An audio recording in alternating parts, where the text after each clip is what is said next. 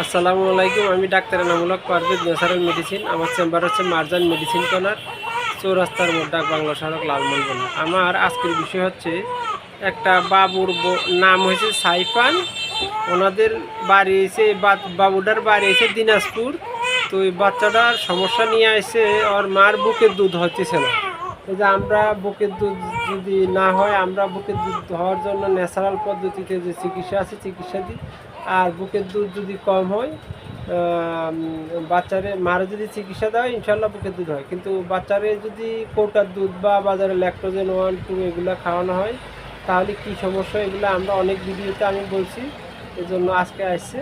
তা আমি ওনার পরিচয়টা নিব, যে উনি যে ওনারে কি বলছি যে কৌটার দুধ যাতে না খাওয়ানো হয়। কারণ কৌটার দুধ ল্যাকটোজেন 1-2 এগুলো যদি খাওয়ানো হয় তাহলে বাচ্চাদের সর্দি, কাশ, জ্বর, নিউমোনিয়া, পাতলা পায়খানা, অ্যালার্জির সমস্যা এগুলো লেগেই থাকে এসব বাচ্চারা।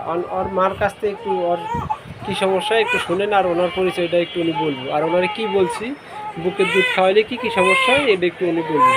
সাইফানের আগে দেখাচ্ছি, সাইফান পরিচয়টা জানাচ্ছি। আসসালামু আলাইকুম। এই সাইফান কাইন থেকে বাড়ি কোন জায়গা? আমার বাড়ি হচ্ছে দিনাজপুর। জোরে বলেন একটু।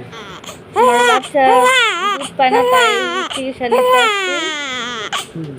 আলাদা কোনো চিকিৎসা দুধ নিলে কি কি সমস্যা হতে পারে? পাতলা পায়খানা হতে পারে, সর্দি, কাশি, বিভিন্ন সময় এই জন্য আপনার বুকে দুধ বাড়ার জন্য আমরা ওষুধগুলো দিয়ে দিচ্ছি, বাচ্চাদের কোটার দুধ না খাওয়ানোর লাগে।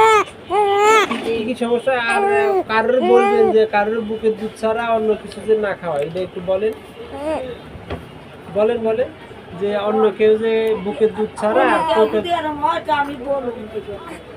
এটা একটু বলেন যে মায়ের বুকের দুধ ছাড়া অন্য কোনো পদ্ধতি নেওয়া যাবে না। অন্য কোটার দুধ খাওয়াবে আর কয় মাস ওই দুধটা খাওয়াবে না? মিনিমাম 6 মাসের মধ্যে 1 ফোঁটা পানিও দেওয়া যাবে না। আল্লাহ হাফেজ, ভালো থাকবেন। সাইফানের জন্য দোয়া করবেন। আল্লাহ হাফেজ, আসসালামু আলাইকুম।